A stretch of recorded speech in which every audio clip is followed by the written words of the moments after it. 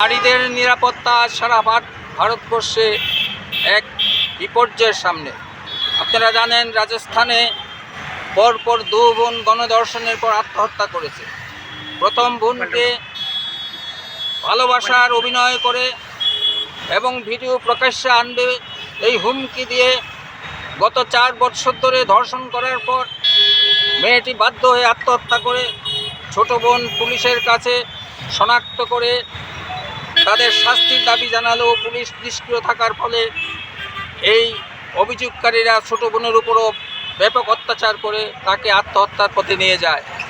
এই ব্যাপারে মর্মাহত হয়ে আমাদের দলের সাধারণ সম্পাদক গতকাল এক প্রেস বিবৃতিতে বলেন, দেশের মহিলারা এইরকম নিরাপত্তাহীনতায় ভুগছে, অথচ মাননীয় প্রধানমন্ত্রী বেটি বাঁচাও স্লোগান দিচ্ছে। রাজ্যে রাজ্যে এই বেটি বাঁচানোর কোনো পরিকল্পনা নেই, প্রশাসনের কোনো রকমের উদ্যোগ নেই। তাই আমাদের দলের পক্ষ থেকে সারা ভারতবর্ষে মহিলাদের নিরাপত্তার দাবিতে দেশব্যাপী আন্দোলন গড়ে তোলার আহ্বান রেখেছে। তারই অঙ্গ হিসাবে আমরা আগরতলায় বিক্ষোভ সভা করছি। আপনারা জানেন, রাজ্যে রাজ্যে এবং ত্রিপুরা রাজ্যেও প্রায় প্রতিদিন ধর্ষণের ঘটনা ঘটছে। তার সাথে জড়িত আছে শাসক দলের মদত এবং বিভিন্ন ধরনের কাজকর্ম, অনৈতিক ক্রিয়াকর্ম।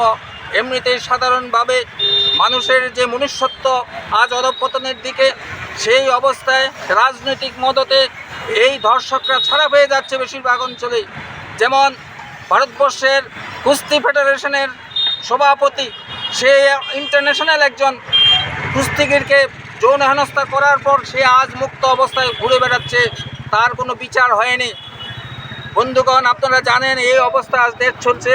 ফলে আমাদের দলের পক্ষ থেকে আমরা দাবি জানাচ্ছি যে সর্বোচ্চ নারীদের নিরাপত্তা সুনিশ্চিত করতে হবে। এই দাবিতেই আমরা এখানে, এবং যারা ধর্ষণ এবং নারী নির্যাতনের সাথে যুক্ত তাদের উপযুক্ত শাস্তি বিধান করতে হবে। এইসব দাবি নিয়ে আমরা আজকে বিক্ষোভে সামিল হয়েছি।